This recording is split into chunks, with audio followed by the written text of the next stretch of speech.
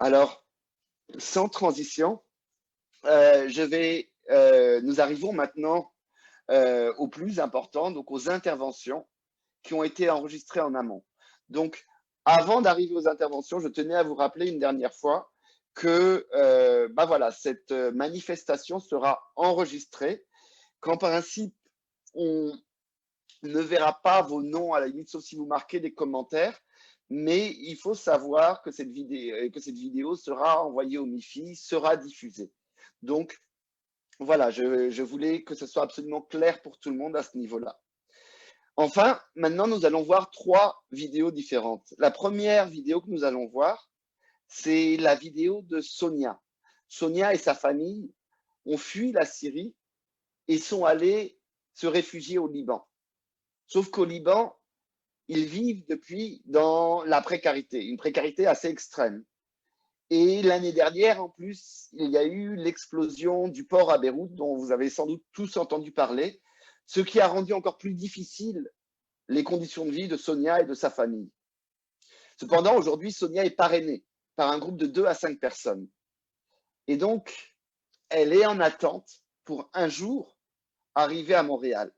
Donc, on va lancer la vidéo. Et dernier petit détail, Sonia et les parrains qui vont parrainer Sonia donc, ont été accompagnés par Aïdoun. Donc, je rends la main à Hugo pour la vidéo. Merci.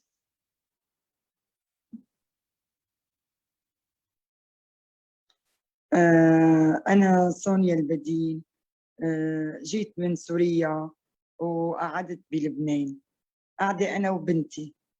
أنا قدمت وملفي انقبل، بس ملف بنتي ما انقبل.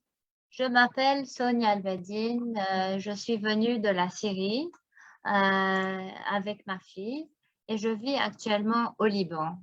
J'ai présenté mon dossier au programme de parrainage collectif de A5, moi et ma fille, mais mon dossier a été sélectionné alors que le dossier de ma fille n'a pas été sélectionné. وهالشي هذا خلاني أشعر بيأس كبير لأنه أنا وبنتي عايشين لحالنا وأنا بعتمد على بنتي بكل شيء.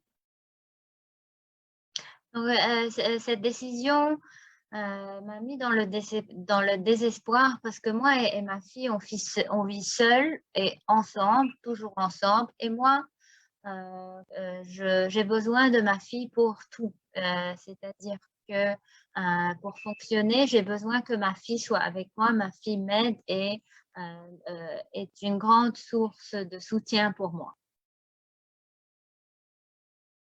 فأنا يعني بتمنى على الحكومة الكندية إنه توافق على طلب بنتي، يعني هيك لأنه صار كأنه شرخ بالعائلة، وبنتي ما فيني أنا أتركها بلبنان لحالها.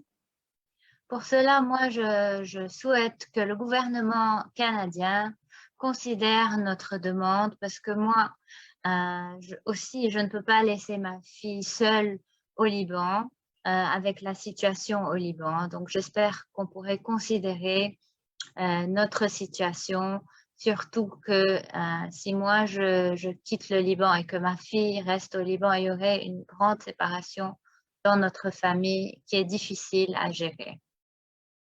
لأنه أنا بعرف كثير منيح إنه الحكومة الكندية بتعرف إنه الوضع بلبنان هلا إنه كبنت لحالها تبقى بلبنان كثير صعب، لأنه خاصة بالوقت اللي نحن إن كان صار في حالات اغتصاب، حالات سرقة، كبنت لحالها إنه نواي إنه تنترك لوحدها بلبنان. Et donc, je veux insister sur l'idée, je répète l'idée que c'est très difficile que ma fille reste seule au Liban, surtout à cause de la situation au Liban, le taux de criminalité, il y a des situations de viol qui sont en hausse, beaucoup de crimes sont en hausse et je ne vois pas comment je peux laisser ma fille seule au Liban. وأنا بتمنى من الحكومة الكندية إنها توافق على طلب بنتي حتى لأنه تأشعر بالأمان بسوريا ما شعرنا بالأمان، بلبنان ما شعرنا بالأمان، كمان الانفجارات اللي صارت أثرت كتير على بنتي. فأنا بتمنى من الحكومة الكندية إنه تقدر توافق على طلب بنتي تكون معي بأمان، لأنه الدولة الكندية هي الوحيدة اللي حتأمننا الأمان اللي نحن عم نطمح له.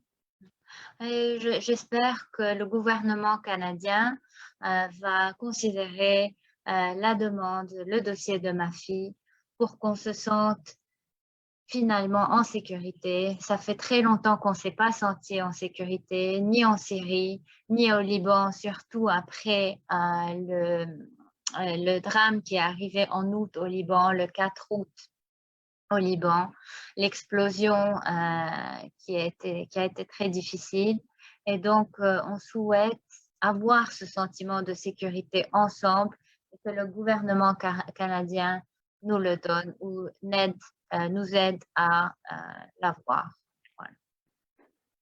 وأنا بتشكركم كتير كتير.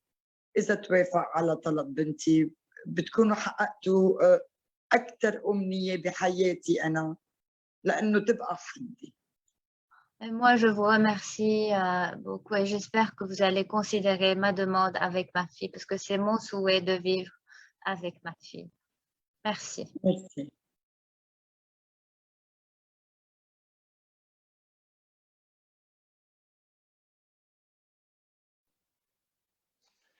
Un grand merci à Sonia qui a enregistré cette vidéo de Beyrouth, donc. Et donc, un grand merci aussi à Nairi Daidoun et à Hugo Ducharme des Jésuites pour avoir rendu cette entrevue possible. Alors maintenant, nous allons rencontrer Hatim. Hatim, c'est un jeune Syrien. Alors lui, arrivé au Québec en février 2017, en même temps que les membres de sa famille, dans le cadre du programme de parrainage collectif. Donc, il est arrivé avec les sœurs oblates franciscaines de Saint-Joseph, un organisme de parrainage privé et membre du ROPRAC. Il était étudiant à l'université de Damas en Syrie, donc en économie. Et en arrivant au Québec, il a commencé la francisation à temps plein au Cégep Saint-Laurent et il a continué avec un tremplin DEC. En ce moment, il travaille comme technicien en informatique à IBM et il projette de retourner à l'université pour refaire ou continuer son parcours en économie.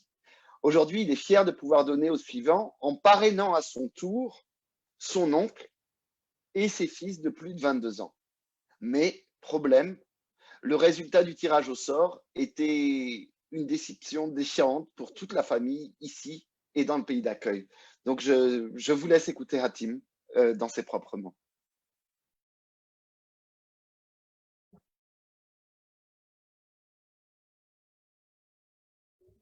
Bonjour, j'ai déposé 2 dossiers dans le programme de parrainage groupe 2 à 5. Le premier dossier, la famille a été tirée au sort, mais malheureusement, le deuxième dossier, l'enfant n'a pas eu la chance d'être tiré. C'était plus un choc, une déception que de la joie. La famille sont en déchirement profond et n'arrive pas à prendre une décision, soit continuer la procédure ou l'annuler. Ce jeune ne peut ni rester seul dans le pays d'accueil, ni retourner en Syrie, simplement car il est appelé à passer le service militaire. La situation dans les pays d'accueil est précaire. Les gens ne peuvent pas travailler. En plus, les autorités les obligent en général à signer des papiers qu'ils ne vont pas travailler. Les enfants sont privés d'aller à l'école et le loyer est trop cher. Sans obliger que ces pays d'accueil qui reçoivent ces réfugiés vivent aussi actuellement des moments très difficiles. Ces familles sont condamnées à vivre là où il y a un risque pour leur vie. Je suis venu témoigner aujourd'hui de la séparation atroce et de chagrin de notre famille à cause de ce tirage au sort. Nous, ma famille, mes 2 frères et moi-même, nous sommes venus parrainés par le programme de parrainage collectif. Donc, nous n'avons pas vécu ce drame ni avant le dépôt des dossiers, ni après. Nous remercions MIFI pour ce programme humanitaire, mais le problème, c'est que ce tirage le rend inhumain. La vie des familles est en danger à l'intérieur de leur pays et aussi au pays d'accueil. Nous demandons aussi que le processus soit simplifié si possible et que le délai de traitement de demande soit plus court.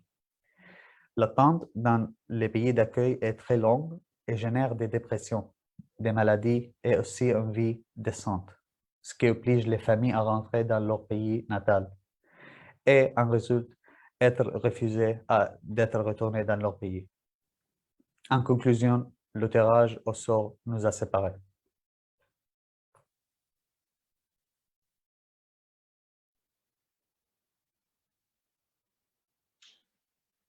Merci beaucoup, Hatim. Et donc, vous voyez, c'est exactement ce qu'on a amené tout à l'heure, c'est-à-dire que le Québec aujourd'hui, voilà, c'est Hatim. Et Hatim, quand il veut parrainer des membres de sa famille et se réunir avec eux, là aussi, il a rencontré ce problème à cause du tirage au sort.